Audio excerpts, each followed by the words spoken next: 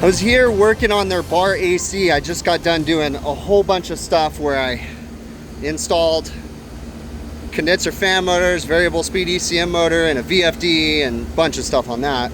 And I'm just walking around doing my due diligence because they're not doing real maintenance right now. Just opened up the rack, looked at everything, and I noticed this compressor right here, which we just changed like a year ago, was red hot and running. And I felt the suction line and it was red hot. And I was like, what the heck? And I whacked the pressure control and it shut off. So this unit, I'm gonna put gauges on it, but I'm 99.9% sure we've got a bad pressure control that's sticking. And the system downstairs was shut off because they're doing like cleaning in the beer walk-in. That's what this is for. And the evaporators were completely off and the system was pumped down, but the compressor was still running. So I'm gonna gauge up just to confirm my diagnosis, and if so, we're gonna get this pressure control changed out. All right, it's set for cut in of about 40, cut out of about 28-ish or something like that. And we're at -4. Whack the control and it shuts off. So yeah, we're gonna change this. Now here's the problem. The way that this is installed, I have to recover. I don't know if there's a Schrader underneath this or not. I'm pretty confident there's not. And I would have to recover the entire charge. So what we're gonna do for now is we've got this port right here and we've got this port right here. So I am going to put service tees on those. We're gonna move this one down to the bottom temporarily until we open the system. If we ever open the system again, then we'll permanently install the new control. But I'm gonna put a new control right here, take this one loose, set it down on the ground, put a bracket on it, and then just hook up to these ports for now with Schrader depressors. And then that way we can ensure that, you know, we don't have any leaks or anything for now. All right, when we're working with the flare fittings, this is the finished product for now, okay? And then I just moved this one up here and zip tied this appropriately so it's not gonna rub out or anything. And again, this is temporary until we do a major system repair when we have the refrigerant out of the system for some reason. Then we'll eliminate this and throw it in the trash. But for now, we're putting it here. I did try to loosen this right here and I got it about 3 rotations out and it wasn't stopping the leaking, so I don't think there's a Schrader under there. So we just put it back on for now. Now with this, you need to use a little bit of nylog. The most important place for the nylog is right where this nut touches that stem. So I just put a little bit there and then you spin it, okay? That allows this to spin, because what can happen on these is when you tighten them, they can bind up and then things start twisting and things get damaged. So a little bit of nylog there. And then I prefer to use nylog on threads too. Some people don't, to each their own. If you're using a torque wrench, you probably don't want to use nylog because it can throw off your torque specs. But I like to use nylog. So I will put it on this right here and then also put a little bit on the threads. So for this, what we do, this has a Schrader depressor in it. I've got a Schrader in one side, and then this side does not have a Schrader. So if we ever needed to change the pressure control again, you just loosen this and the Schrader releases. All right, got the pressure control installed. Turn that guy on. Power should come on, and it's running, and it looks like it might be pumping down, so let's see what it shuts off at if it is. Should be shutting off about 5 PSI, 6 PSI, somewhere in there. 7 PSI is where it's shutting off at, so that's a really good sign. This is an auto reset control, and we have the high side reset or shut off at 450, and then we have it cutting in at about 25 PSI. So I'm gonna wait for a few minutes for it to turn back on so I can see the cut in, and then I'm gonna put all the covers back on. All right, it just turned back on at like 22 PSI. We're up and running now. Hopefully there wasn't any damage done to the compressor, because I'm sure it was going off on overload. That thing was just running, who knows for how long. It's what sucks, they don't do maintenance here, so I just watch it kind of run for a few minutes, make sure nothing else funky's going on, but hopefully we're good to go. So far we're looking good. Sight glass is clear. Nice big spoiling see-all. That's what I love about those things. They're nice and giant. So that's it. I'm gonna go ahead and take my gauges off this guy. Hopefully disaster averted on this one. trust your gut. I just was getting ready to leave and just, you know, was working on that package unit right there and just said, let me look at the rack, and pulled the panels off. I've been a little concerned about this one because we've had 2 compressor failures in the last 3 years. So I'm always kind of like curious. And then when they stop doing maintenance, it worries me even more. So this is the kind of stuff that can cause compressor failures because it's just sitting there running and overheating when it's pumped down. And what happened is they're cleaning inside the box, so they have the power switches shut off, so both the evaporators are shut down. But yeah, trust your gut, dig into it. I try to think big. I try to look around and be observant. It doesn't always happen, right? Sometimes you're just crazy busy, you don't got time. But I was leaving this roof and something told me just to check out the refrigeration rack. So I opened it up, and again, like I mentioned, I changed that compressor a few times in the last couple years. I'm still a little leery about what was going on with it.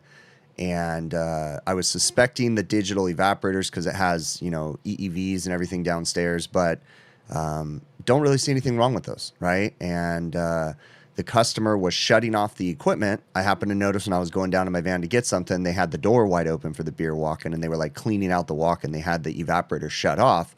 So that was in the back of my mind. And when I was up on the roof and I opened up the rack, I was like, that compressor's running, you know? And then I felt it and it was red hot. And it's like, wait, what is going on?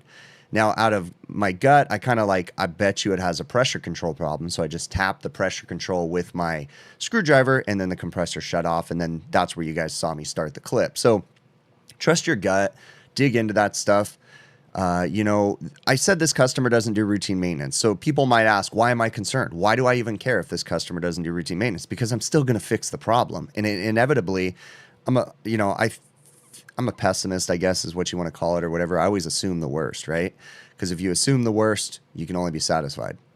Yeah, that's probably a horrible way to live life. But with me, I live a high stress life, always worrying about things. So like, if you just assume the worst in my head, and I'm sure therapists will rip this one apart, but I just always assume the worst, right? And then that way you're just not disappointed. But it sucks. It does suck.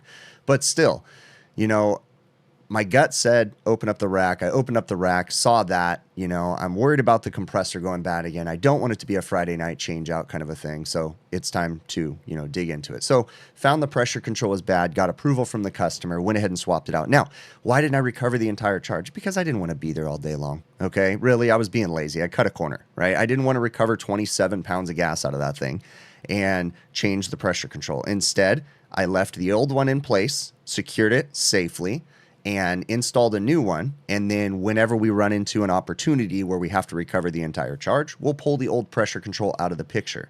Okay. That was just my choice. Not saying that you have to do it. Not saying that I'm better than anybody for doing it that way. That was just my logic. Okay. Save the customer a couple bucks. I know. Why am I worrying about saving the customer a couple bucks? But I am. Okay. That's just the type of person that I am. I take ownership of things, even if they're not mine. Okay. Looking out for the customer's best interest, in my opinion. Okay. Who knows? You know, I'm sure there's all kinds of faults and all of that. But regardless, I got the pressure control changed. Hopefully disaster averted. Okay. That very well may have been part of the problem with the old system. I would think that I would have seen the old system pump down, but who knows, you know, when we changed the last compressor, but who knows, regardless. Next question. I know I'm going to get a bunch of people pushing back on it. Okay. Why in the heck did I put an auto reset high pressure control? Man, if we use manual resets here, we would have so many nuisance trips. And all these customers, like this particular customer is an hour and 15 minutes away from my shop. Okay. Out in the middle of nowhere. And we service customers an hour the other direction. So it's, you know, again, I always assume the worst in the situation, and I always assume I'm going to be the furthest location away from this location and have to drive all the way over to hit reset on a pressure control. Why would it have a nuisance trip?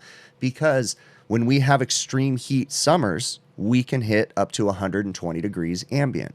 At 120 degree ambient on the systems that we have, okay, with just standard condenser fan motors, especially for customers that don't do routine maintenance, we can see in excess of 425 PSI on the high side of a 404A system in the dead of summer, okay? And you will see nuisance trips. On these pressure controls, they tend to drift over time, meaning that they kind of go out of calibration. They might trip a little early. They might trip usually they trip early is what they usually do. So, you know, we put auto reset on there. Now, in a perfect world, I would love to have an auto reset control that has logic to it. but that just adds more complexity. I know they have digital high pressure controls, but they're way too expensive for the kind of customers that I'm working for. So in this case, you know, just the standard electromechanical pressure control is all they're going to get. But it would be awesome if we had like some sort of logic built into the high pressure control where it would lock the system out after 3 resets, right?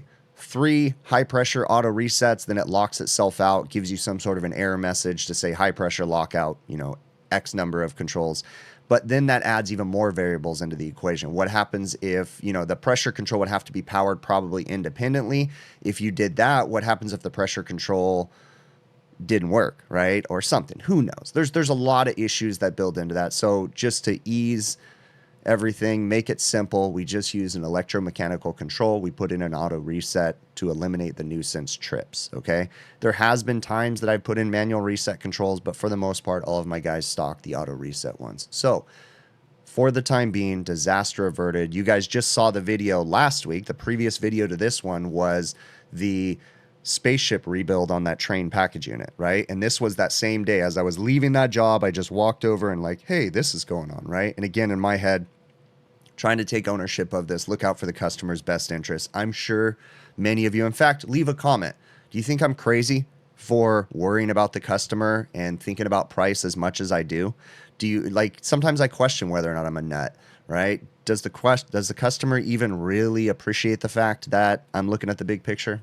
I don't know, but that's just the way that my brain works. So I really appreciate you guys making it to the end of the video. Any other questions or comments, leave it down in the YouTube comments. Feel free to shoot me an email, hvacrvideos@gmail.com.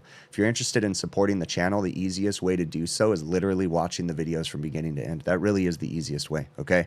Also, there's PayPal, Patreon, YouTube channel memberships. Those are all monthly commitments that you can make. There's links in the show notes of this video if you're interested in helping out that way. You can also go to my website, hvacrvideos.com, where we have merchandise available, such as these hats, beanies, sweatshirts, t-shirts, stickers, all that good stuff. Last but not least, if you see any tools that I use in my videos that you like the S-Man, what is it? The S-Man gauges 480s, I think is what it is that I was using in this video. If you like those, you can check them out at truetech.tools.com.